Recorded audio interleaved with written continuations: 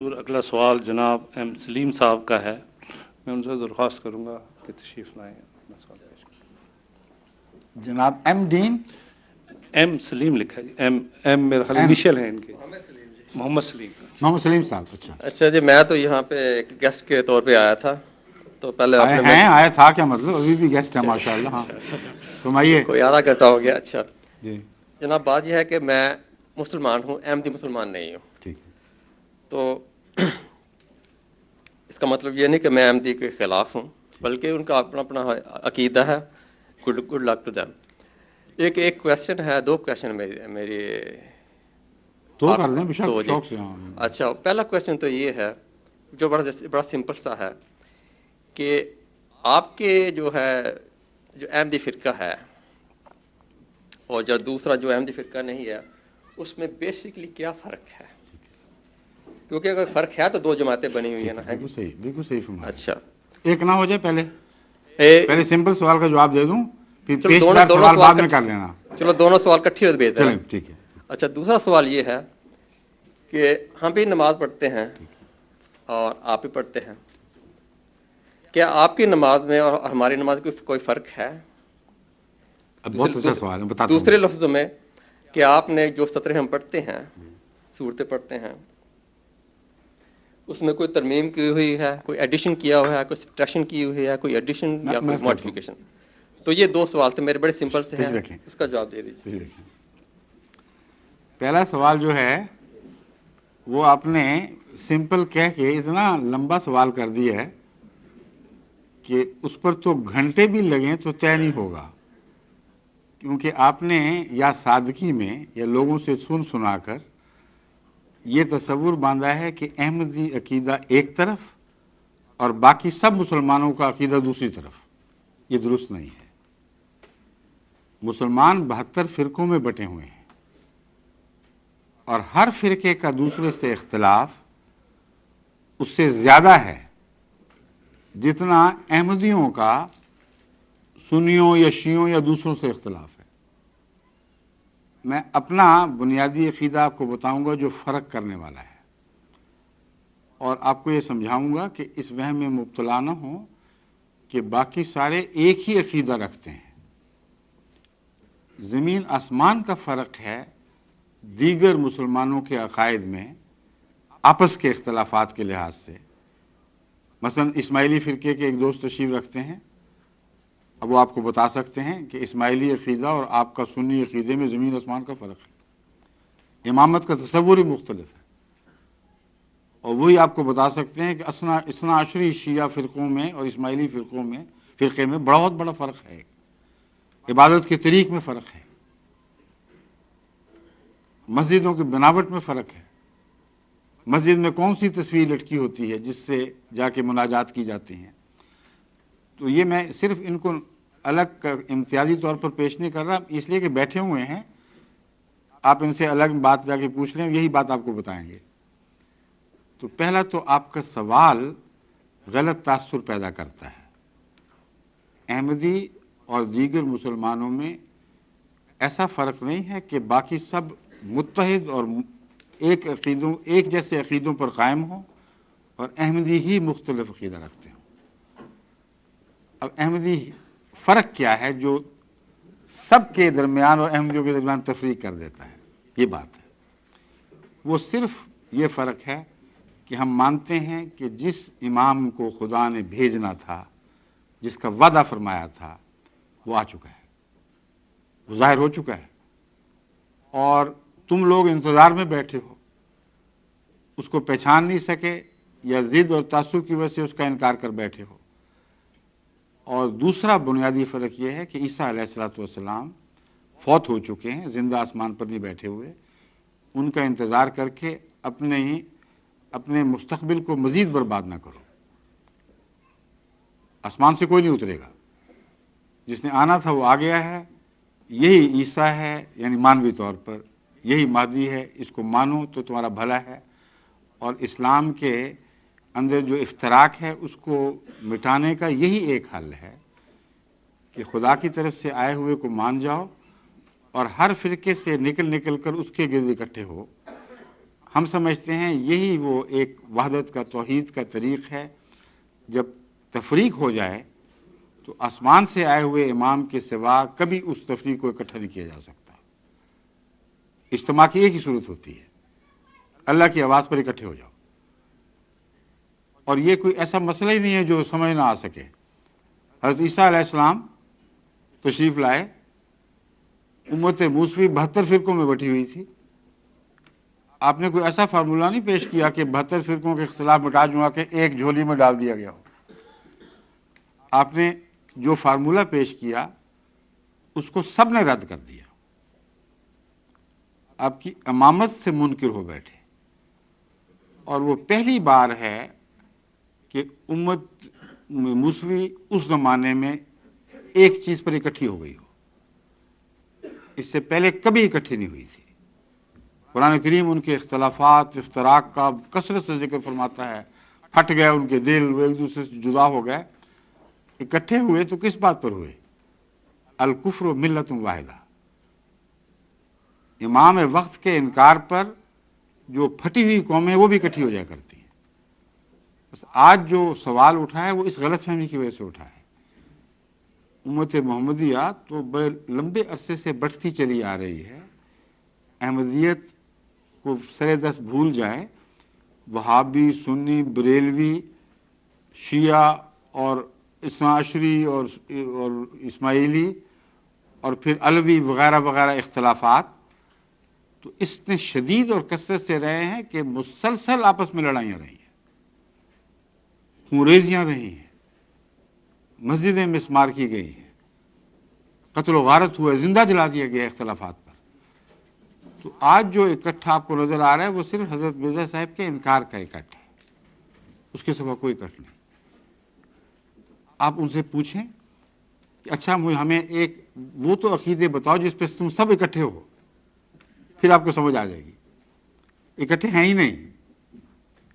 ہر مسجد شروع میں ایک دن میں رمضان شروع ہونے کی قائل تھی، عید آئی تو پھٹ گئے اسی وقت. ایک مہینہ نہیں صبر کر سکے اتحاد پر. انہوں نے آپ کو کیا اتحاد کی تعلیم دینی ہے؟ بس یہ بنیادی چیز ہے. جماعت احمدیہ اس فارمولے پر مسلمانوں کو اکٹھا کرنے کے لیے قائم فرمائی گئی جو ہمیشہ سے اللہ تعالیٰ کا فارمولہ ہے کہ جب لوگ پھٹ جائیں اور بٹ جائیں تو اللہ امام بھیجا کرتا ہے. اس امام کی شدید مخالفت ہوتی ہے، لیکن وہ مخالفت اس کو مار نہیں سکتی. یہ قطعی نشانی ہے. جھوٹے امام بھی آتے ہیں لیکن مٹ جاتے ہیں مخالفتوں میں. وہ ہر مخالفت کے بعد پہلے سے زیادہ طاقتور ہو کے نکلتا ہے. جتنا اس کو سکیڑنے کی کوشش کرو اتنا بڑھتا چلا جاتا ہے. یہ تاریخ جماعت احمدیہ کے حق میں ظاہر ہوئی ہے کہ نہیں، یہ دیکھ لیں آپ. اور جب سے ان علماء نے مخالفت شروع کی ہے اور اتحاد کیا ہے مخالفت پر، اس وقت سے ان مجاہدین کو پاکستان میں جہاں سب سے زیادہ مخالفت ہے، اللہ تعالیٰ نے کیا کیا برکتیں عطا فرمائی ہیں. کیا ملک پارا پارا نہیں ہو گیا؟ کیا ہر گلی دوسری گلی سے جدا نہیں ہو گئی؟ کیا عزتوں کا احترام کلیتاً اٹھ نہیں گیا؟ کیا رمضان میں گینگ ریپ کے واقعات نہیں ہوئے؟ کیا بچوں کی زندگی کا امن اٹھ نہیں اٹھا؟ کیا اغوا کے واقعات بڑھ نہیں گئے؟ ڈاکہ، چوری، قتل و غارت، دھماکے، بندوق کی نالی پر لوٹ لینا، یہ کیا گھر گھر روزمرہ ہونے والے واقعات نہیں ہیں؟ خدا یہ انعام دیا کرتا ہے اپنے نیک مجاہد بندوں کو. بس جب سے احمدیت کی مخالفت میں پاکستان کے علماء نے خصوصیت کے ساتھ گٹھ جوڑ کیا ہے، اس دن سے آج تک کی تاریخ کا مطالعہ کر لیں اور پہلے کی دیکھ لیں، زمین و آسمان کا فرق پڑ چکا ہے. سیاست پھٹ گئی، صوبے جدا جدا ہو گئے، لوگوں کے دل پھٹ گئے، ظلم اور سفاکی کا دورہ ہو گیا، عدالتوں سے انصاف اٹھ گئے. اب یہ خدا اپنے نیک پاک بندوں کو جو اس کی خاطر جہاد کرتے ہیں ایسا اجر تو نہیں دیا کرتا. کبھی سنا ہے آپ نے کہ خدا نے ایسا اجر دیا ہو؟ تو اگر ہم جھوٹے ہیں تو یہ پکے جھوٹے ہیں، کیونکہ ان کے ساتھ خدا نے جھوٹوں والا سلوک کر کے دکھا دیا ہے. جو کبھی بھی سچوں کے ساتھ نہیں کیا. اور ہمارا کیا حال ہے؟ جب سے ہمیں انہوں نے اسلام سے باہر نکال کر پھینکنے کی کوشش کی ہے، جماعت احمدیہ کو اتنی تیزی سے دنیا میں ترقی نصیب ہوئی ہے کہ پہلے جو 100 سال میں نہیں ہوتی تھی وہ ایک سال میں ہونے لگ گئی ہے.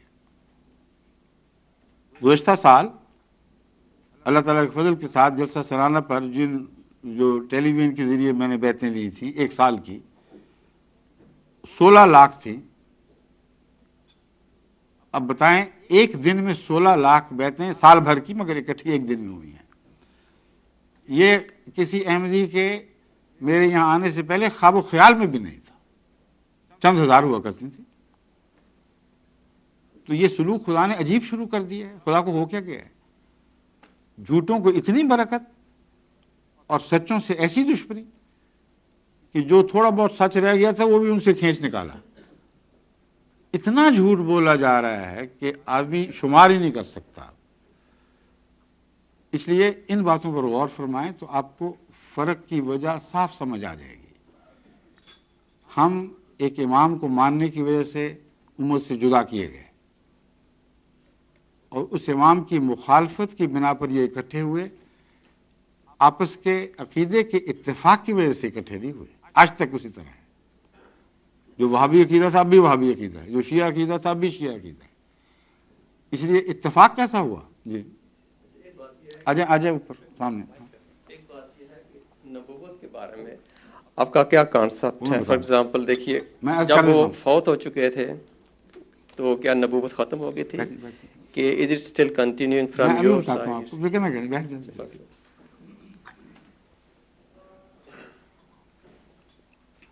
میں نے اپنے جواب میں 2 باتیں کہی تھیں. ایک، امام آ گیا ہے ہم نے پہچان لیا. دوسرا، عیسیٰ علیہ السلام فوت ہو گئے. ٹھیک ہے نا؟ نبوت کا ذکر نہیں کیا. کیوں نہیں کیا میں آپ کو بتاتا ہوں. اس لیے کہ نبوت کے بارے میں ہمارا اختلاف ہے ہی نہیں. یہ سارے مولوی جھوٹا پروپیگنڈا کر رہے ہیں. اس کی وجہ یہ ہے، آپ ان سے پوچھ کے دیکھ لیں، کسی مسجد میں چلے جائیں، آپ ان سے پوچھیں کہ حضرت صلی اللہ علیہ وآلہ وسلم کے بعد کیا دنیا میں کبھی کوئی نیا یا پرانا نبی کہیں نہیں آئے گا؟ رسول اللہ علیہ وسلم کے وصال کے بعد کیا دنیا میں کسی خطے میں کہیں بھی نہ کوئی نیا نبی آئے گا نہ کوئی پرانا نبی آئے گا؟ یہ بتاؤ. وہ کہیں گے نہیں، پرانا آ سکتا ہے، نیا نہیں آ سکتا. محمد رسول اللہ سے پہلے کا نبی دوبارہ آ سکتا ہے. یہی ان کی بدنیتی ہے جس کی وجہ سے عیسیٰ کو زندہ بنایا ہوا ہے. اب ان سے آپ پوچھیں کہ تم تو کہتے تھے امت محمد رسول اللہ صلی اللہ علیہ وسلم پر نبوت ختم ہو گئی،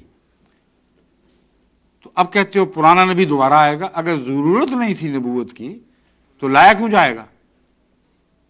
وہ کہیں گے اسی لیے تو زندہ رکھا ہوا ہے کہ رسول اللہ علیہ وسلم کے آنے سے نبوت تو ختم ہو گئی، نبوت کی ضرورت ختم نہیں ہوئی. یہ کسی معقول آدمی کو قابل قبول ہے ہی نہیں، کیونکہ اللہ تعالیٰ پر حملہ ہے، اس کی حکمت پر حملہ ہے. کوئی آدمی کہہ دے کہ روٹی کی ضرورت ہے، وہ روٹی کی سپلائی بند. اب یہ بڑا ظلم ہے. روٹی کی ضرورت ہے، سپلائی بند. کہتے نہیں ہم بیک ڈور سے لے آئیں گے، فکر نہ کرو. کوئی معقول بات ہے؟ بس فرق صرف یہ ہے، ہم کہتے ہیں ضرورت ہے، کہتے ہیں یہ بھی کہتے ہیں ضرورت ہے. ہم کہتے ہیں فرنٹ ڈور سے روٹی آئے گی. محمد رسول اللہ کی امت سے وہ پیدا ہوگا جس کو خدا تعالیٰ نبوت کی ضرورت پوری کرنے کے لیے امت محمدیہ میں بھیجے گا. یہ کہتے ہیں فرنٹ ڈور بند ہے، بیک ڈور سے ہوگی. پرانے نبی کو لایا جائے گا اور امت موسوی کے نبی کو امت محمدیہ کا نبی بنایا جائے گا. نبوت کا انکار ہے ہی نہیں. امت موسوی کے نبی کو امت محمدیہ کا نبی بنایا جائے گا. ہم کہتے ہیں امت محمدیہ کے غلام محمد کو امت محمدیہ کا نبی بنایا جائے گا. یہ فرق ہے. اس لیے ختم نبوت والا وہ عقیدہ بالکل جھوٹا پیش کیا جا رہا ہے. آپ اس کی تصدیق کر کے دیکھ لیں، ہر جگہ آپ کو یہی جواب ملے گا. اگر آپ کہیں گے کہ نبوت پرانا نبی بھی نہیں آ سکتا تو آپ کو کہیں گے تم کافر ہو، بھاگو یہاں سے. اور پاکستان میں ہو تو بھاگو نہیں، مار بھی پڑ سکتی ہے. شکریہ.